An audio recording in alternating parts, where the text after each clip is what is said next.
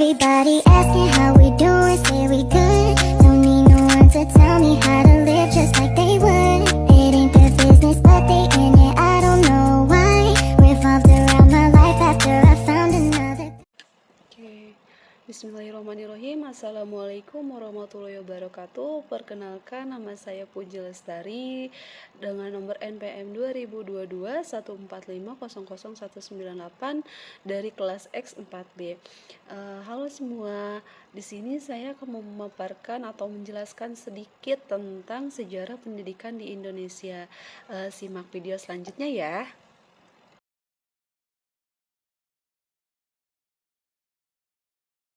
Oke, di sini ada masa prakolonial, yaitu pada masa prakolonial pendidikan di Indonesia bersifat informal dan berlangsung dalam lingkungan keluarga atau komunitas. Nah, pendidikan ini fokus pada pengetahuan praktis yang diperlukan untuk kehidupan sehari-hari seperti bertani, berdagang, dan keterampilan rumah tangga. Selain itu, pendidikan agama juga diselenggarakan di pesantren, khususnya di wilayah-wilayah yang telah menerima pengurus Islam.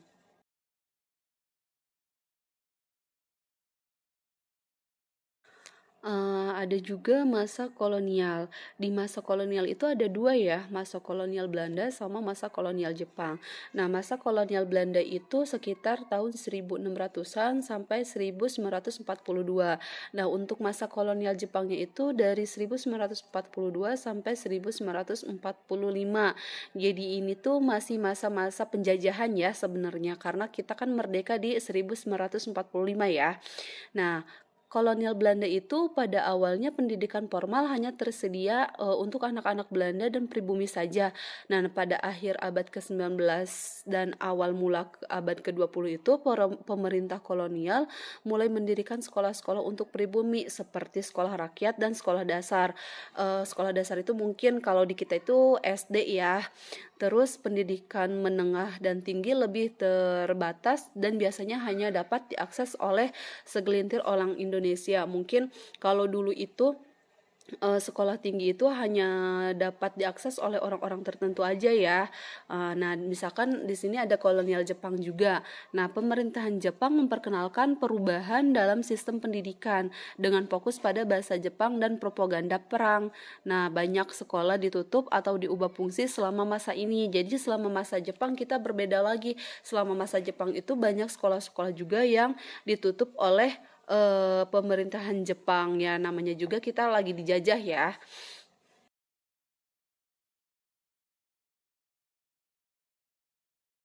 Ada juga masa kemerdekaan dan Orde Lama, yaitu dari 1945 sampai 1965.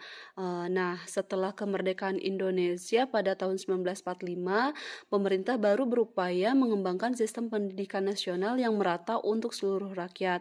Nah, pada era ini beberapa langkah penting diambil seperti pendirian banyak sekolah dasar di seluruh negeri, terus upaya untuk menghapus buta huruf melalui kampanye nasional.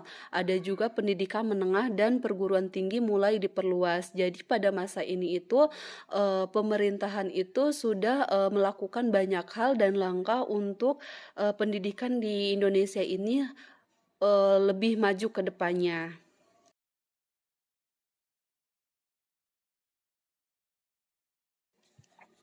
Nah, pada masa Orde Baru ini 1966 sampai 1998, nah di bawah pemerintahan Orde Baru ini fokus pendidikan adalah pada stabilitas dan pembangunan ekonomi.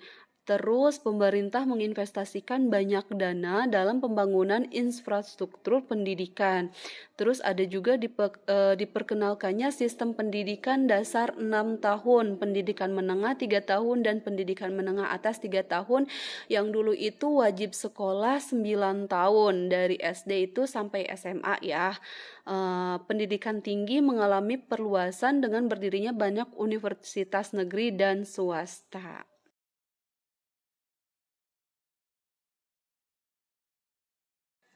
Terakhir di sini ada reformasi dan era modern dari tahun 1998 sampai sekarang ya.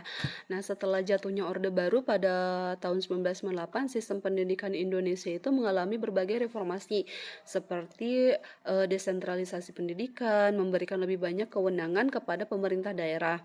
Nah, ada juga penekanan pada peningkatan kualitas pendidikan dan pemerataan akses pendidikan. Terus kurikulum pendidikan terus mengalami perubahan untuk menyesuaikan dengan perkembangan zaman seperti kurikulum 2013 dan kurikulum Merdeka. Nah, ada juga peningkatan akses terhadap teknologi dalam pendidikan terutama selama pandemi COVID-19. Nah, pada saat COVID-19 itu kan kita semuanya online ya. Jadi belajarnya full di rumah selama kurang lebih 2 tahun. Nah, di situ kita membutuhkan teknologi yang benar-benar dibutuhkan pada saat itu. Nah, terus jadi secara keseluruhannya itu sejarah pendidikan di Indonesia mencerminkan perjuangan untuk memberikan pendidikan yang merata dan berkualitas bagi masyarakatnya. Meskipun masih ada banyak tantangan yang harus dihadapi ya.